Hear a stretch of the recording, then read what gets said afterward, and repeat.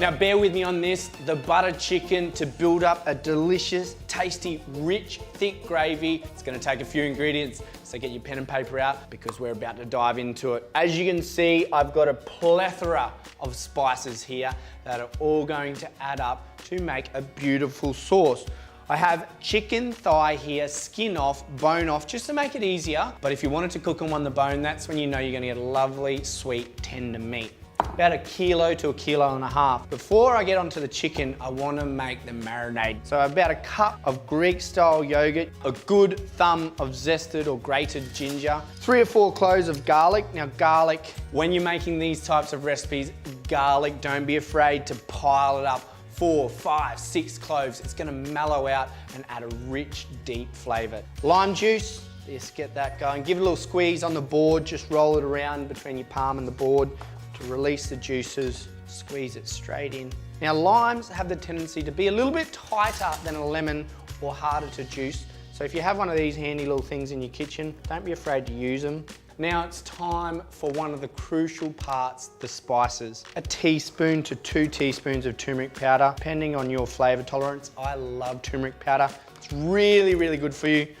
It's a great health busting spice. There we go. Cumin seeds. Now this spice mix, really straightforward, roughly equal quantities of all the spices. Now chili, I always say when using chili in your recipes, it's to taste, and I really love a kick in all my curries. I know it's probably not traditional, but a good whack of chili in any curry I think just brings it to life. So about 2 teaspoons in that. Now garam masala, it's sort of the king of Indian spice blends. It's a very common spice blend used around India, and it has the essential spices in it, and each little garam masala mix is different. So once you find one you like I have, stick with it.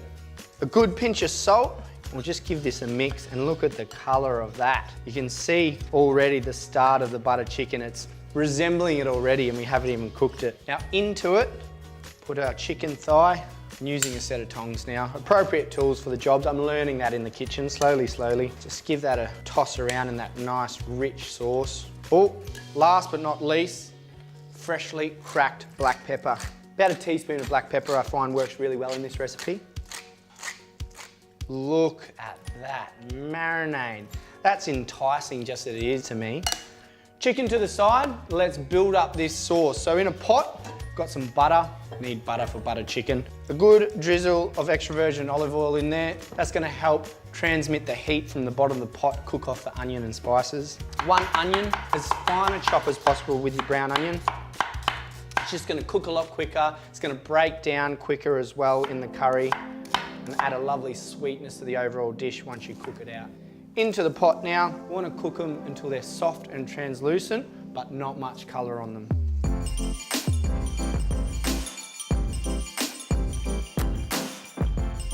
Our onions are nice and tender, soft and translucent. They haven't started to color yet. It's time to build up the next layer of spices. So sweet paprika, and immediately you get that lovely red color. Now cooking a dish like butter chicken or any dish where you're using lots and lots of different spices and ingredients, it's just as much as about looking at your ingredients as it is smelling and listening. Cooking involves all the senses, so it's really important. 3 cardamom pods, just give them a bruise, release those little black seeds, and that's where all the flavor comes from the cardamom pods. And give them 30 seconds in this hot oil butter mixture. Now it's time to keep going with this chicken mix. Look at the oil, that lovely red oil immediately. It's covering that chicken. Give it a good mix, and we're just gonna cook all those spices, raw garlic and ginger for another 4 to 5 minutes, or until I can start to smell the rawness cooked out of them.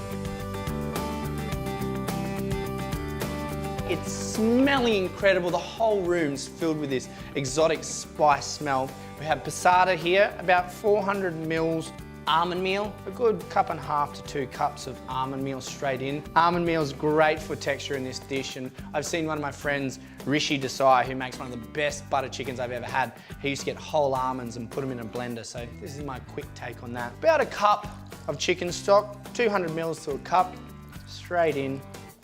And that just ensures that you get enough sauce because, let's face it, when you're having butter chicken, that's one of the best parts of the dish besides the succulent chicken meat. And look at those colours immediately now, you can see butter chicken.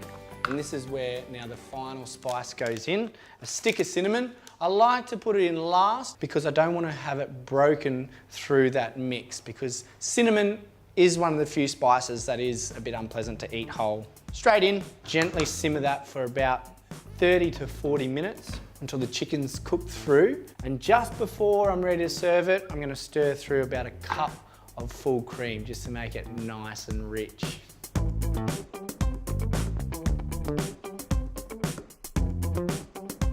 Look at this. This is now ready. It's been about 40 minutes and the chicken's falling apart, but more important than tender chicken is the spice mix. You want to be able to smell it, not only in your kitchen, your whole house. I added some cream in about 5 or 10 minutes ago, just to give that extra bit of richness to the sauce. You could add more Greek yogurt through it if you wanted to, but I prefer cream personally. But look at this chicken. I've got 2 forks. It just falls apart and you're left with the most tender, succulent bit of chicken thigh. That's just perfumed perfectly with the cumin, the turmeric, the paprika, the cardamom, the list goes on. Look, it's a complex spice mix, I'm not gonna lie, only because there's lots of them, but it is worth using them all in this because my butter chicken is worth every little bit of effort, and to be honest, it's not that hard. You let the stovetop do the work for you for about 40 minutes.